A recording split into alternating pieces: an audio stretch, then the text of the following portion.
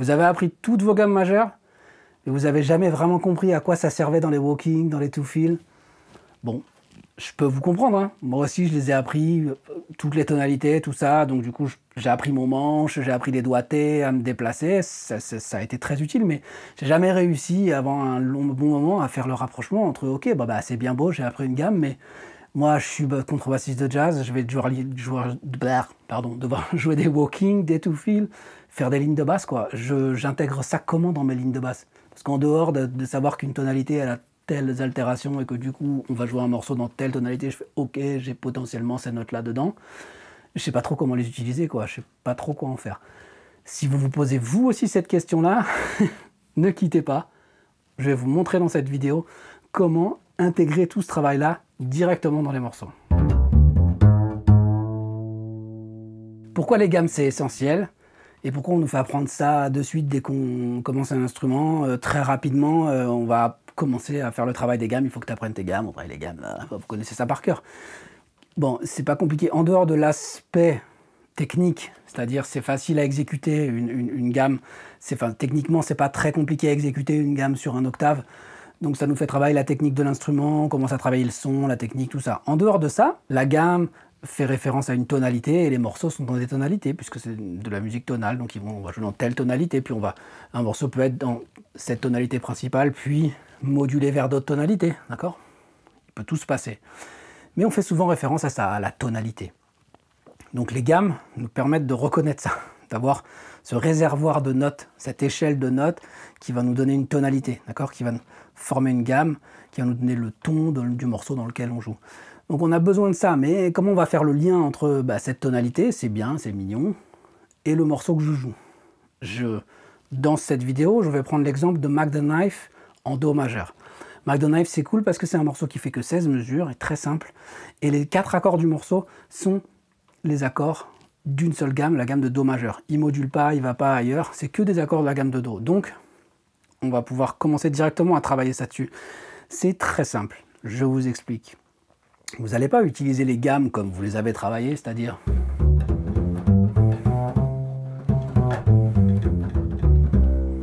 juste ça, cette fameuse échelle de notes, elle va pas nous servir à grand chose, à part une connaissance de savoir que en Do majeur, il n'y a pas de notes altérées, donc j'ai que des notes naturelles, Do, Ré, Mi, Fa, Sol, La, Si, Do, bon, voilà. Non, on va devoir travailler les gammes d'une certaine manière, très simple, qui s'appelle travailler les accords des gammes. On va travailler les gammes en accords. Et on va travailler les gammes en triade, en accord à 3 sons. Donc, chaque note de la gamme, on va construire un accord sur chaque note de la gamme. Ainsi, on va avoir un réservoir de 7 accords, et ces 7 accords-là, c'est ceux qu'on va retrouver dans les morceaux. Là, typiquement, dans Mac the Knife, sur ces 7 accords, il y en a 4 qu'on va utiliser pour Mac the Knife. Donc on aura à chaque fois un réservoir de 3 notes à utiliser pour chacun des accords. Je vous montre, c'est simple. Vous connaissez Do majeur?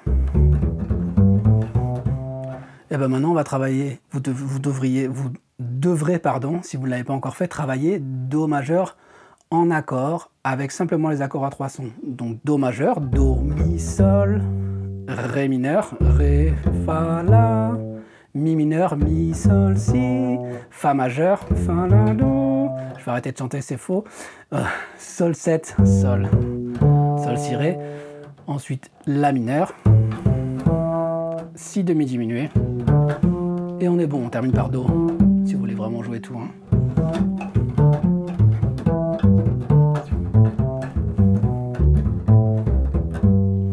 Là, vous connaissez, quand vous travaillez ça, vous connaissez du coup, en plus des notes de la gamme que vous avez appris, maintenant vous connaissez les accords de la gamme. Et maintenant vous connaissez, une fois que vous connaissez les accords de la gamme de Do, vous êtes capable de jouer tous les morceaux dans lesquels il va y avoir des accords de la gamme de Do. C'est pas plus compliqué que ça. Donc, dans notre morceau Mac the Knife, le morceau Mac the Knife, c'est 2 mesures de Do 6. Do 6, Do majeur, même combat.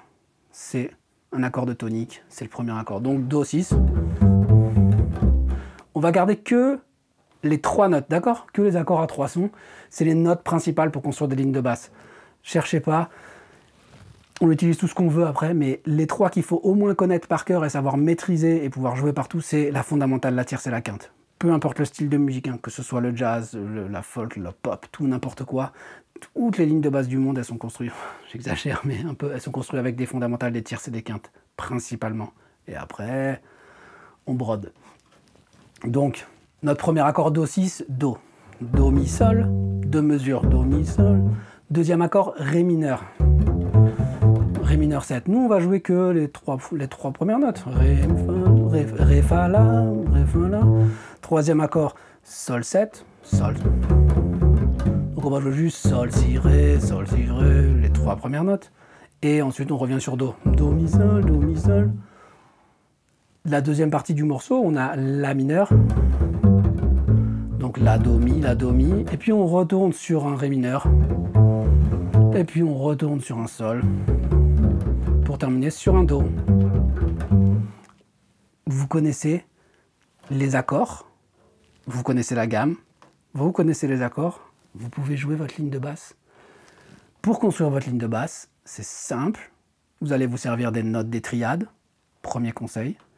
Quand vous jouez sur les accords, que ce soit en two-fill, en walking, servez-vous principalement de ces notes-là, fondamentale, tierce, quinte, sur chaque accord. Et ensuite, qu'est-ce que vous faites? Pour enrichir un peu, vous pouvez simplement utiliser les autres notes de la gamme sur ces accords-là, très simplement. Gardez comme principe que sur mes accords, peu importe combien de mesures il dure, sur un accord, je vais jouer les 3 notes principales. Et quand j'ai besoin de rajouter des notes, je vais rajouter des notes de l'accord. Des notes, pardon, de la gamme, excusez-moi. C'est la meilleure manière pour être sûr de ne pas faire d'erreur. Mais il faut toujours garder le principe.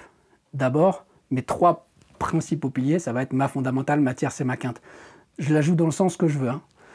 Il n'y a pas d'obligation, on fait comme on veut. L'essentiel, c'est qu'elles soient présentes, ces notes-là. D'accord? Parce que c'est celles qui vont faire sonner l'accord.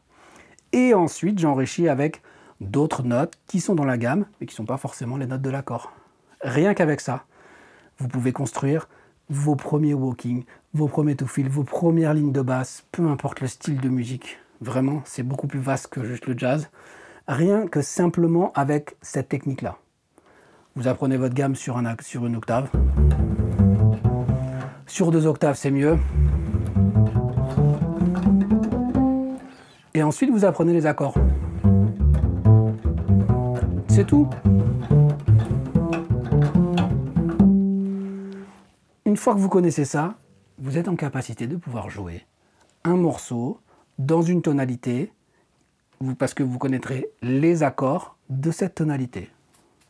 Partez pas, je vous ai montré un exemple que vous pourrez télécharger dans le PDF, un exemple justement de ligne de basse, simple, exactement tout ce que je vous ai dit là. Je vous ai fait un exemple sur Mac the Knife avec une grille de two-fill et une grille de walking, très simple. Et puis pour l'illustrer, je me suis amusé à utiliser l'application iReal Pro. Comme ça, vous pourrez éventuellement vous aussi l'utiliser à votre guise si vous avez envie. Et si vous l'avez, je vous encourage à l'acheter. C'est pas mal pour bosser à la maison quand on n'a pas d'orchestre.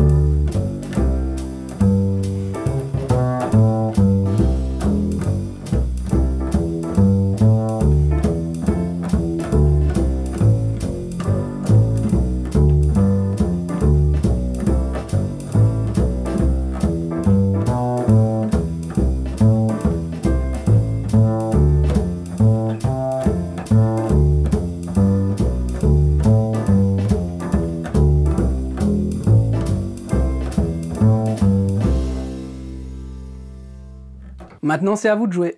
Vous avez vu que c'est pas excessivement compliqué. Vous connaissez votre gamme, vous apprenez les triades, les accords de la gamme, très simple, et vous vous amusez à construire vos lignes de basse comme ça. Commencez lentement, vous pressez pas. Vraiment, ça se travaille dans la lenteur, au métronome ou pas. Vraiment, l'essentiel, c'est je connais ma gamme, je travaille les accords, allez, je vais m'amuser à jouer un morceau. Mac the Knife est un très bon exemple parce que c'est simple, vous n'aurez pas besoin de devoir réfléchir à plusieurs tonalités, le travail sera pas trop compliqué, donc commencez par celui-là, c'est vraiment un bon début. Amusez-vous à le jouer dans toutes les tonalités, pourquoi pas. Servez-vous de l'application iReal Pro, elle est bien justement pour ça. Vous pouvez vous le mettre dans toutes les tonalités et travailler et commencer à entendre comment ça sonne. C'est pas ce qui swing le plus, on est d'accord. C'est plus fun d'être avec des copains et de jouer. Mais ça permet déjà de commencer à travailler et surtout, je sais que beaucoup d'entre vous l'utilisent pour ça. Donc, autant s'en servir. Je vous dis à très bientôt et pensez à télécharger le PDF dans la description, à vous abonner, à liker et à partager la vidéo si ça vous a plu. Bye bye.